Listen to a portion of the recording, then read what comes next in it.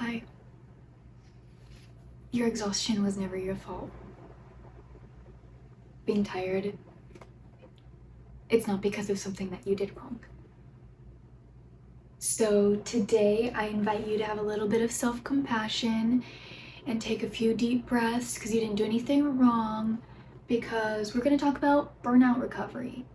I'm going to go over the 12 stages of burnout. Maybe you've never even heard of them. You don't know if what you're in is burnout or just being tired. And then I'm going to go through a cycle of steps that you can do over and over to help yourself and help the people that you love that are currently in burnout with you. I know a lot of us are going through it right now. It's set up that way. We're all supposed to be struggling, but the way that we get out of it is by doing it together. So thank you for being here. Thank you for choosing to do this for yourself. It's really scary. I'm sorry you're so exhausted. I'm really, really sorry. You deserve peace and rest and a life that's full of thriving instead of surviving. So hopefully I can help you come to a new system for yourself that you can build with the people that love and support you. And if you don't have anyone that loves and supports you yet, then I can teach you about how to find those people. Okay, I'm gonna take a drink of water first. I invite you to do that with me because that's part of burnout. Lack of hydration, so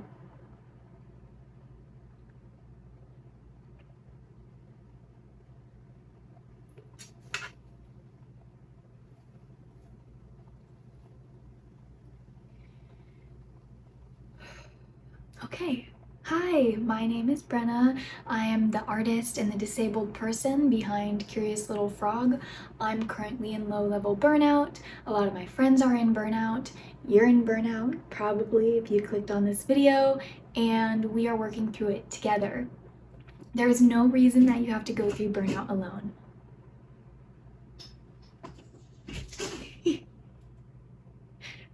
My cat can open doors and she just opened the door. Hi, Kiwi. Anyway, I'm in low-level burnout myself, and so I'm showing up a little bit differently on my channel to show you what it looks like to be in burnout recovery and to do stuff anyways, because you have value even if it's not exactly in the same way as you could perform before, because your value is never and has never been, I hope, in what you can perform. And if all your value has been in what you can perform before today, then I want to be the first person to tell you that you are worth everything just being. And you are worth far more than you can do. I'm sorry that someone has led you to believe that all you were worth is the things that you could perform. That's really sad. You didn't deserve that. Okay, now I'm gonna read the 12 stages of burnout, and don't feel alarmed if you find yourself on this list. We are about to go through some ways to stop the burnout cycle and to help yourself through it. So try not to become overwhelmed. It's going to be okay, but it might be shocking if you haven't thought of yourself in burnout before. So hold yourself a little tightly. It's okay. It's okay. You can be compassionate with yourself here. I don't have shame for the self-compassion you can hold. And I want to have compassion for you too, even if you can't for yourself yet.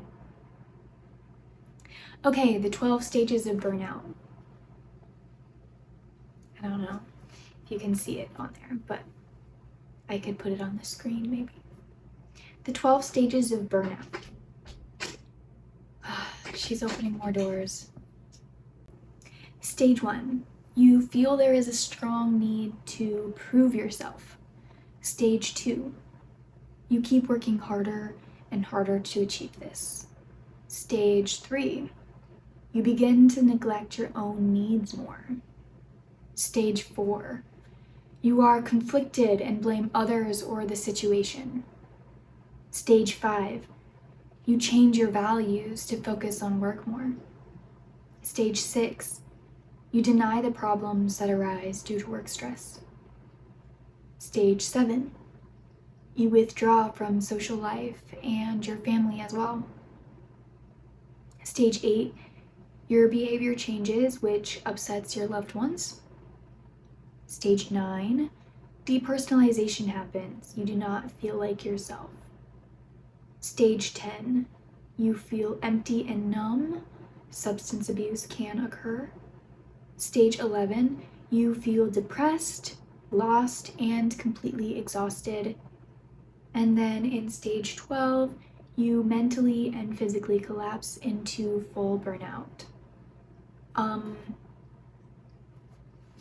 First, I want to say, no matter what stage you're in, even if it's stage 1 where you've been needing to prove yourself at work because you feel tired and lazy, that's not true. That's not true. You're not lazy. There's no such thing as lazy. The system in which we live has probably convinced you that there is such a thing as lazy. But right now, we are going to start with the first stage of burnout recovery, and we're going to have compassion for ourselves and for anyone else that we know that's in burnout. Any stage 1 or stage 12. If you're experiencing these symptoms, then you deserve some compassion. So for the first step right now, I'm just going to have time to have a little bit of emotion about this. You can be numb if you want, but I'm feeling very compassionate right now for myself and for the other people who are struggling with burnout. These are extreme symptoms. You don't feel like yourself. You're tired. You keep working harder and harder. You're neglecting your own needs. I'm so sorry. I am so sorry. I hope that you can learn how to have some compassion for yourself. Why does burnout recovery start with compassion? Self-compassion opens doors that you may not have known were closed. Burnout can cause you to numb yourself emotionally, and offering back a little bit of softness can open up that hurt even more. That doesn't always feel good, so we can not have compassion for ourselves at all. But that can prolong burnout, that can prolong burnout care. So we're just going to take a deep breath in of compassion for ourselves, and we're going to let go some of the expectations that were put on us by others or by ourselves, that we're supposed to be able to do it all by ourselves. So let's do that together.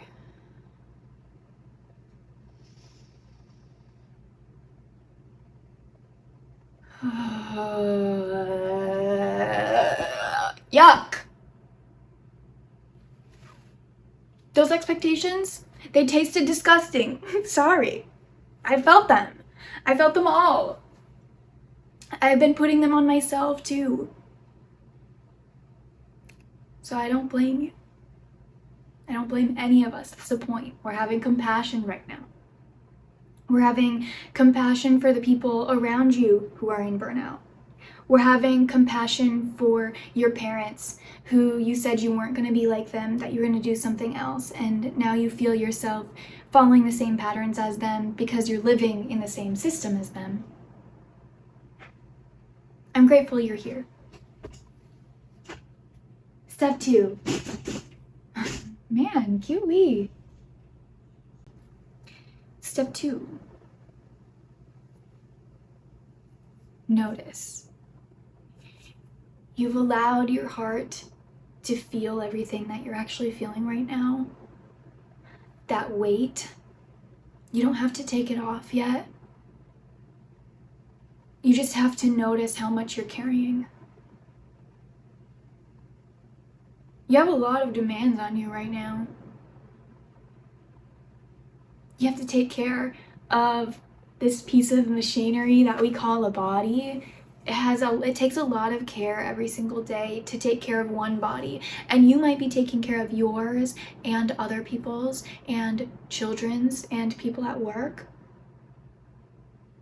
Notice how much you're doing, how many demands are on you. This can be very painful to notice as well, because sometimes as soon as you notice, you can no longer perform. That's okay. That's okay. But I need to perform because my job, it's okay. This is more important right now. This is urgent. I pushed through my burnout. I did 20 plus hours a week of engineering. I was in full-time engineering school. I was volunteering weekly. I was cooking for my family. I was doing it too. And then all in one day, I wasn't. Because I pushed off the noticing. I pushed off the self-compassion too long. I don't want this to happen to you. I want you to get help now. But I can't decide that for you, and I can't notice it for you. You're allowed to notice the things that are happening to you, no matter how painful they are.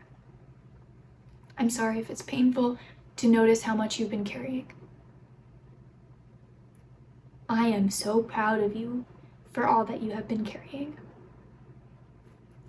I hope that as you notice, you can have a little bit of that self-compassion too, that you opened this recovery process with. Because we're not trying to get the old life back. We're not trying to get the old you back that could do all of this stuff. Because you couldn't then either. You've always been giving up parts of yourself to perform. So you can notice that too. Once you know what stage of burnout you're in, you've collected some data about how you're actually doing right now. This can be all in one day. You can gather some thoughts, or it can be a process of, a few weeks where you're just doing the exact same things as you don't make any changes, and you're just seeing how you're actually doing in this routine, if you can actually upkeep what you're doing right now. And maybe you're at the end of that and you see that whatever you've noticed is what is causing you burnout. You've identified some problems. Maybe not all of them, but you have some really good first ones. And I'm so proud of you for noticing. That must have been really painful. Because it can feel like you're not enough, but you are enough. You are enough, and you're not made to do this alone. So the next step is you're going to gather your support. This can look like a lot of things. So your support can be in other people, the people that you live with, the people that are in community with you, your family, if you have any, and things like that. This can also be accommodation tools. This can also be support tools that you have through your work. This can also be any kind of support that you can think of. Your own support. What can you do for yourself? What are you good at? What tools do you already have? So you're going to gather up this support that you already have, and you're going to see how these people and these accommodation tools can help you with the demands that you noticed in step 2. It's really nice if you write down the things that are causing you burnout and you write down all the demands before you get to step 3, but I know you're in burnout. You might not have the energy to do that. So if all you can do is do this stuff in your head, that's okay too. That's okay too. You don't have to do this on paper. It's really good if you can, but a lot of us can't right away, and that's okay. That's really okay. Gather your support. What this does is it kind of takes inventory of the ways that you can recover with a web of safety to fall back on. And if at this point you've realized that in gathering my support, I realize I only have 2 friends that I can really rely on to help me with this. My family won't be able to help me. My work will definitely not be able to help me. You may realize in this stage that you actually don't have much support. And that could be why you've been trying to be so independent. You've been trying to do it on your own, is because subconsciously you know that if you reached out to who you have now and the circumstance you're in now, that people would not come to your aid. That's okay too, because that is a clue. That's another noticing that you haven't done anything wrong. Maybe the people in your life have done something wrong, or maybe you have, but from this point forward, it just shows that you need to learn how to build community. And I have some videos on my page about that. There's a lot of ways you can learn to build community, but that is gonna be something that you are really focused on right now because you have something to offer. Even in burnout, who you are is something to offer to a community. And the way that you notice is by gathering your support. And if you don't have any, it is just another clue. There's no need for shame here. It's just a clue of what you can do next, what you can focus on. Because burnout and brain fog make it hard to notice what will help us the most. And for you, that might be learning how to find people that can support you. And that is totally okay. That's a wonderful place to start. That's a great thing for you to know about yourself to learn how to do, because you can learn things. I believe in your ability to learn things. As you're gathering support, you might find that everybody in your circle is in burnout. That's what's been happening to me lately, because all of my friends mostly are disabled. So all of us are in some level of burnout. But that doesn't mean that we don't have support to offer to each other. It just means it can look differently. And that can be really fun to figure out and creative. And you can really, really lean on your friends and each other with coexisting burnout recovery. Because sometimes recovery and doing something together when you both need it is what will get you out of it. So even if you know that your friends are tired, maybe even more tired than you, it's still okay to ask for support, because it gives them an opportunity to ask for support as well. And each of you guys may be able to offer some different things. I would like to make more videos on that, so if you have questions, please put them in the comments. The next thing that we're going to do is remove shame. This actually really goes along with gathering support, because to ask for help, most of us, a lot of us, were told that to ask for help means you've already failed. And I completely disagree with that. To ask for help is success. To ask for help means that you have successfully identified your needs, successfully identified where you need help, and then successfully communicated those needs. Even if the other person has to say no, you have done a myriad of things to make it work for you. All of them are successful, even if the other side is saying no. What you did was successful. You do not need to have shame in somebody else's inability to say yes to you. You've done a wonderful job. I'm so proud of you. I'm so proud of you. I hope soon you'll be able to be proud of yourself. Because shame is a burden that we don't have energy to carry within burnout recovery. that mask you've been wearing, the pretending that everything is okay, even to the people closest to you, that is a burden. You do not need to carry it anymore. It's a burden of shame that someone else put there. I'm so sorry. You deserve help. And if you reach out and the people around you that you try to gather support with, if they shame you, even harder, please, I am begging you, do not allow the shame into you just for asking for help. Again, I'm saying to you, what you did was successful. Ask someone else for help. Ask the internet for help. Keep asking for help. There is so many people. There are so many people on this planet, and so many of them would love to know you and love to help you and love to hear your story if you just say it. I hope you can remove shame around everything that you are. The next thing that you're going to do is you're going to find tools.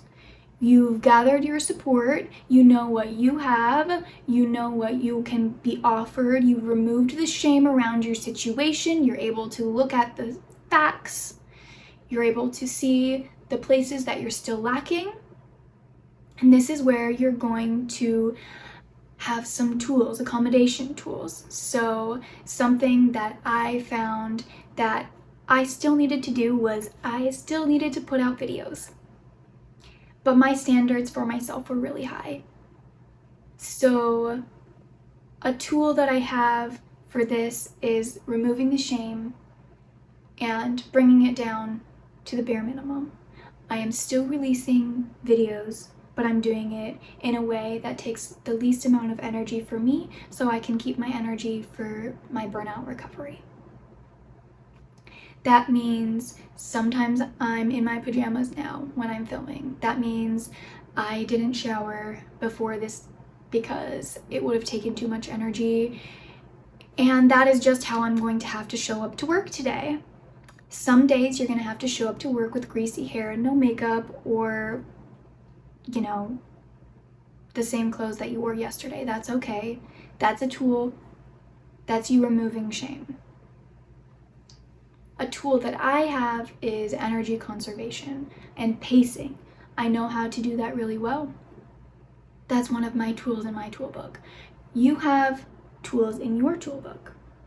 In your tool belt, toolbook, tool belt. You have tools in your tool belt, and you can use them. Another thing that I use is I use compression stockings when I'm doing stuff. Even if I feel okay, I use the compression stockings when I'm in burnout because I know that I lose energy faster if I'm not using them. So anything that you can use that preserves energy in any way, that's a tool that you're going to be really using right now. And a way that I like to gather my tools is by literally on my bed before a day that I know I'm already experiencing burnout symptoms, and I know that I have stuff to do that I want to do that is a priority to me, and so I gather my tools. I will gather my electrolytes. Right now, lately I've been bringing around a bag of salt because I have pots and I can put a pinch of salt with my water. I bring my compression stockings. Even if I don't need my rollator, I bring my rollator, and I have my cane in my car just in case, because I'll never know if I'll need it in burnout. Your symptoms are going to be different in burnout. You don't know what you're going to need. So gather all of your tools and have them for you to use if necessary. Have them on hand, because it's better that they're there and close by to use than to need to go find them from somewhere. So gathering your tools, and then learning about the accommodations for the things that you're still lacking. So a great place to do this is within the disabled community. They and myself, as part of that, have had to learn how to survive with limited energy for years and years and years. And now that the systems are making that similar for everybody, the people who know how to do it best are the people who have been forced to do this by the system for a very long time. So I would look for tools and information from people who have been disabled or from people who have been in poverty and who have had to work multiple jobs and then figure out ways to lean on their community and rely on their community for other parts of life. And the last part, I'm getting really tired because again, I'm also in burnout. The last part is to reevaluate this often. This is a cycle. You can do this today, and then you can do it again tomorrow, and as many times as you need it. If you only do this once, it's likely not going to help your burnout that much. Because burnout comes with brain fog, it comes with forgetfulness. I forget what my tools are every 2 days. I have to gather them up just to look at them again and remember what I have to help myself. I had to make a list of people who I love that can support me through burnout because my brain fog is so bad that I forgot who I can rely on. And that's really, if I was not working on undoing shame, that would be really, really embarrassing. But yeah, my brain is extremely overloaded, so yeah, I can forget who I can rely on sometimes. So what did I do? I made a list. And what do? I set aside a time where I can text people, text my community how I'm doing, even in burnout. Reevaluate often. Stop. Notice where you are. Burnout recovery doesn't happen in one day. This is a system that you can use to keep returning to over and over and over again to slow down burnout and then restart it. Like, restart recovery. Okay. I have so much more to say on the topic of burnout. I have a friend who is in about stage 11 of burnout who really wants specific help, and they sent me basically a bunch of data about the symptoms that they're experiencing and asked if I can help them make a recovery plan based on this system that I have. So I would like to do that in a video as kind of a case study, and then if you guys are in that stage of burnout, you can also have a bit more specifics of what you can do in each stage, because each stage is going to be different, how much tools you need, how much support you need. And if you're in stage 12 and you can't do any of this for yourself, I invite you to find a care manager, a burnout care manager, and send them this video and say, I'm in such deep burnout that I can't even begin to approach it, because if I do, I'll completely fall apart. So can you help me with my recovery, please? Please. I hope that you can have compassion for yourself. Notice the things that are pushing you deeper into burnout. Gather support for those things. Remove shame. Find your tools. And reevaluate your burnout recovery process often. Your exhaustion was never your fault. We can find rest in each other. I hope this helped. If you feel confused, I don't blame you. Burnout is extremely confusing and tiring and all of the above. I'm proud of you. I'm proud of you for trying. I'm proud of you for moving forward. I'm proud of you for listening to this whole video. I'm proud of you for caring that much about yourself. You're doing better than you think you are. I'm so proud of you. I love you. If you have any questions, if you want to know more, put them in the comments. If you want to support me, you can go to my Ko-fi shop or my Ko-fi memberships and support me there. The links are in the bio.